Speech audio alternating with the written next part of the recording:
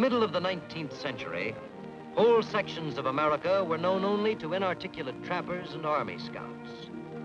Though most of it had been explored, the trans-Mississippi West had never been mapped scientifically, had never been described graphically by the trained geologist or botanist. This was the task of John Charles Fremont to the unknown West.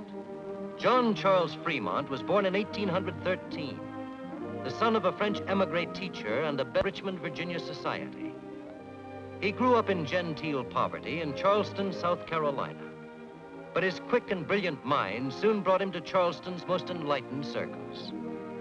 When he showed particular talent as a mathematician, Charleston's most eminent citizen, Joel R. Poinsett, found him a place as a surveyor with the United States Topographical Corps. And he was assigned to work with the great French scientist, Jean-Nicolas Nicolet.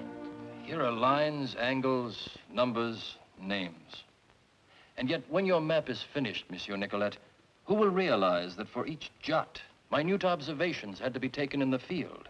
Then these observations reduced to latitude and longitude. But who will know all these things? The land will know. The land? Of course. The Minnesota-Dakota land will know it all the way from the upper Mississippi to the upper Missouri. For you and I have cheated her, Fremont, because no man armed with that map will ever fear her again. A map takes the fear out of the land. But there is so much of it, so much uncharted. How can we ever hope to cover it all? Only by hard, unflinching work, my young explorer. And by never allowing one single fact to slip from you into the obscure. An inaccurate map is folly. Someday, you will know the face of the West like the floor plan of Senator Benton's parlor. And by the way, how is the beautiful Miss Jessie Benton? Miss Jessie is lovelier than ever. And no matter what the senator says about my being another poor army man, we shall soon be married. Congratulations, my boy. I introduce you to Washington society, and you not only conquer it, but you carry away its most magnificent beauty. Yes, but without the help of you and Secretary Poinsett, none of it would have been possible. Nonsense. Why, a young man of your talents and social graces deserves every opportunity. And Aubert says you have the best prospects of any man in the whole topographical corps. Ah, very good, Aubert. I wanted you to take a look at this particular section of work. Fremont did it all and deserves... Yes, John. I'll see it in a moment. But first, read this. Official communique? What do I care for official communiques? I am a sick man, Aubert. How can I spare my most efficient and experienced aide? What's that, sir? You have been detached from this project and are to proceed at once to head a survey of the Des Moines River in Iowa territory. But I can't be. What about the map? What about Jessie? We're to be married. Of course. Aubert, tell me if Senator Benton's fine hand did not all but write those orders, eh? Well, it has been rumored that he brought some pressure, but that does not mean... My poor Fremont. You are the object of a government conspiracy to keep the beautiful Miss Jessie for a more suitable alliance. We'll see about that. They'll have their map of the Des Moines. But when I return... Oh, we haven't seen much of you since your return from the Des Moines, Lieutenant Fremont. I trust you've been busying yourself with affairs which concern you. Yes, sir. I've heard you did an excellent job as commander. With old Nicolet so ill, there's talk of your heading a planned expedition to the far west. Of course, that's far in the future. Far. Father, John has something to tell you. Yes? Well, I'm rather busy, Fremont. If it's possible, let it wait. It's waited quite long enough. Go ahead, John. Well, sir, I know how you and Mrs. Benton feel about me, that I'm young, poor. Sir, Jessie and I were married last month. Married? Yes, sir. I hope you won't... Married? Yes, Father. You had no right to separate us. So we decided to put an end to such foolishness. Now, give us your blessing so we can announce... Get out! Get out of this house! Jessie, you shall stay here. No, Father. You'll obey me. This is your last chance, Senator Benton. Not only do I lose my daughter to a scoundrel, but I shall be made the laughing stock of all Missouri. Sir, I can't drive my daughter from my home. And I know, being a true Benton, that she cannot be moved from her purpose. Father. But I shall be a laughingstock. Oh, don't be silly, Father. Why, you'll be the envy of everyone when they hear you have that handsome, dashing young explorer for a son-in-law. In 1842, John C. Fremont was put in command of his first large-scale expedition into the West. Senator Benton backed Fremont's appointment to the task and obtained a congressional appropriation. The party started out from the ford of the Kansas River, crossed to the Platte, and followed it to the Rockies. It halted at Fort Laramie to meet a detachment which Fremont had sent by way of the Oregon Trail under the command of a young trapper. His name was Kit Carson. Now, as I see it, Lieutenant, we're supposed to explore the Rocky Mountains down here around the Platte. Everything between the frontiers of the Missouri and the base of the Rockies. And you want to get a real good look at South Pass. I need to ascertain the latitude, longitude, and altitude of the pass. Note everything about it. Many people will be going over it on their way to Oregon. Kind of funny, you know. Trappers like me and Jim Bridger been trotting these places for a long time. Nothing's brought people west. Takes a fellow with learning like you to do that. Well, that's the whole purpose of this expedition, Kit. There's been a crying need for a map of the West, an accurate map, and for an accurate, readable description. The sketches are prepared, sir. Would you like to inspect them? Preuss here is one of the best topographers you could find, Kit. This time, we're sending science into the West. Trained technicians. You're experts, all right. Makes a man like me feel foolish. Oh, you needn't. You've planned our protection on the trail, given us confidence. If ever I make a foolish move, it's up to you to stop me. I act on impulse. Man's got to be quick on the trigger out here. That's what I like about you. When you're going someplace, you go. I don't see how come you could leave that purty wife of yours back there. Why, she wanted me to go. Well, I'm with you, sir. I'm glad to hear that, Kit. Because from what I've heard, the way from the fort here to South Pass is swarming with Sioux, Cheyenne, and Blackfeet on the warpath. Too bad. Well, the news doesn't seem to affect you. We're safe as long as we stay here at Laramie. Nobody but a fool would try and go through until them engines is cooled off. We're going through. As an Army expedition, it's our duty to keep the trails open. Where are you going? I'm going out and find somebody who can write, sir. I should have known when I met you the time come to make my will. Kit was one of the finest pictures of a horseman I've ever seen. May I see the sketch, dear? Of course. Preuss did it. He looks marvelous. Kit Carson is. I would like to have seen his face when you reached South Pass, finding hardly any Indians at all. The old Fremont luck. And how lucky I am to have you. I'd probably never have written this report if it hadn't been for you. An outdoor man cannot work indoors, darling.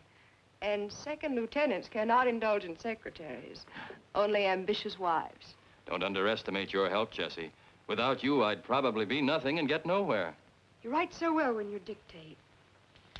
The information is so precise, all about the terrain and vegetation and such. But you go much further than that. The writing's got you in it, darling. Fiery and zestful. What a husband I have. What have you got there? Surely I have a right to read something written in my own library. The dog was in a large pot over the fire. No, I picked a rather unfortunate Indian custom, I see. Let's try this one. Here on the summit, where the stillness was absolute, unbroken by any sound and solitude complete, we thought ourselves beyond the region of animated life. That's about Fremont Peak. The reading is a bit stentorian for the piece, Father. Seriously, John, the most important thing about the work you're doing is to stifle forever the idea that the plains between the Missouri and the Rockies are a great American desert. Well, it's there for everyone to read. The soil is fertile. Good. Armed with your report, my Western group in Congress will push migration to Oregon. We'll print it for public distribution. Get it in the news. For the first time, the country will be conscious of the West. And then, my boy, you'll get a chance at your second expedition. You'll do for the whole of the Oregon Trail what you did for the stretch to South Pass. You'll make it real. In May of 1843, Fremont received orders to carry his explorations into the Anglo-American territory of Oregon.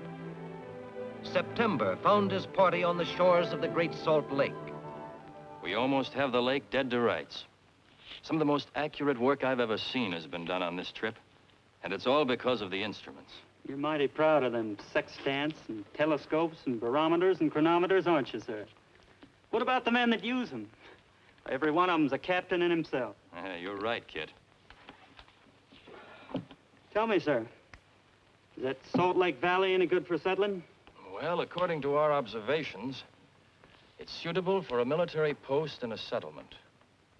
There's plenty of good pasture land for the livestock. Timber and water, good. The soil is fine for grain. Some of them folks that are choking up that Oregon Trail ought to stop here and give her a try. How long do you figure it'd be before we finish mapping the trail to the Columbia? Oh, a couple of months, and then all we'll have done is an accurate observation of a much-traveled trail. You're never satisfied, are you, sir? Mexico has some sort of a decree to keep American citizens out of California, doesn't it, Kit? Yeah. Most folks just overlook it. Why? When we finish our job, instead of backtracking, we're going to have a look at the Great Basin, that desert region. But then, how'd you like to lead us over the Sierras and into California? By that time, it'll be the middle of winter. I don't expect it to be easy. Sir, in winter, them Sierras are impassable. On February 20th, the men of the expedition camped on the summit of Carson Pass. They had conquered the Sierras in midwinter. Their descent brought them into the beautiful valley of the Sacramento. And the imposing fort of the powerful and indomitable Swiss landowner, Johann August Sutter. Sell the wheat in San Francisco for $1.20 the bushel. Is California rich, U.S. Lieutenant Fremont? Look at me. Your stronghold is indeed impressive, Mr. Sutter. Not only with its agricultural wealth, but with its bastions, its high walls, its cannon.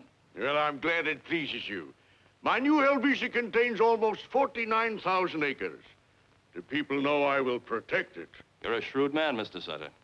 By the people, you mean both the Mexican authorities and the American settlers plotting revolt. If it comes to a fight, whose side are you on? I'm the governor of the fortress of New Helvetia. Self-appointed. I'm neutral. But if it comes to a showdown, you wouldn't mind heading a movement of independence in favor of the United States. as a matter of fact, I've drawn up a plan of conquest for the province to be sent to Washington. All I ask for my part in it is command of the troops and half the territory conquered. You're an imposing man, Governor, in an imposing land. When I return to Washington, the cause of California shall be first in my mind. Good. Now we shall have dinner. Come. Is California rich? Have them look at me. When the report of his second expedition was published, Fremont found himself the hero of the hour. His description of the Great Salt Lake helped Brigham Young to choose it as the promised land for the Mormons. And a third expedition was projected for the new Captain Fremont. Its unofficial purpose was to see that California, in case of an imminent war with Mexico, did not fall into the hands of the British. By encouraging the American settlers to revolt and establish California as the Bear Flag Republic, Fremont again helped America to win the West. Suddenly, John Charles Fremont found himself embroiled in a jurisdictional squabble between the Army and Navy. To establish his rights, both he and his father-in-law, Senator Benton, demanded a public court-martial. Fremont was found guilty. The press and the public were aroused and indignant over the verdict. And even though President Polk pardoned him and had the Army reinstate him, he resigned from the service. The next year saw Fremont come very near to the pinnacle of opportunity when he was chosen California's first United States Senator. And in 1856, he became the first presidential candidate of the new Republican Party. I suppose you know I'm coming out against you. Jesse has informed me. A Republican administration now would destroy the country. I don't want an emancipator in the White House at the cost of Southern rebellion, even if it's my own son-in-law. Look at the West, Senator. Big, wide, free, new. That's the spirit of America today. The South and slavery are old, worn, and obsolete. Don't you see, Father? We could have war if you're elected, John. In a way, though, I'm sorry you won't be. Have I ever told you how very, very proud I am of you, John? Though James Buchanan defeated him for the presidency, Fremont was commissioned as a general when the Civil War broke out and put in command of Union forces in Missouri. It was here that the 50-year-old general struck a vital blow at slavery by issuing America's first Emancipation Proclamation. And their slaves, if any they have, are hereby declared free men. Well, there it is. My Emancipation Proclamation for Missouri, to wipe out the stigma of slavery. General, Secretary Seward will never allow this. The time has come for decisive action. This is a war measure, and as such, I make it. John, from now on, your name will represent the crusade for the extinction of slavery, just as your name already represents the new spirit of the West. With the end of the Civil War, John Charles Fremont left the Army and turned his attentions to the planning of a railroad to the Pacific. Never an astute businessman, his plan met with failure, and he soon lost everything he had. However, his fortunes were revived when he was appointed to the governorship of the Arizona Territory, where his strong advocacy of scientific irrigation helped bring new life to a hitherto barren land. John Charles Fremont charted the Great West, described it with a fervor. Throughout his 74 years, he pioneered in the field of accuracy, and the paths he marked became highways of commerce. His most fitting epitaph was given by the one who helped him most, Jesse Benton Fremont. From the ashes of his campfires have sprung cities.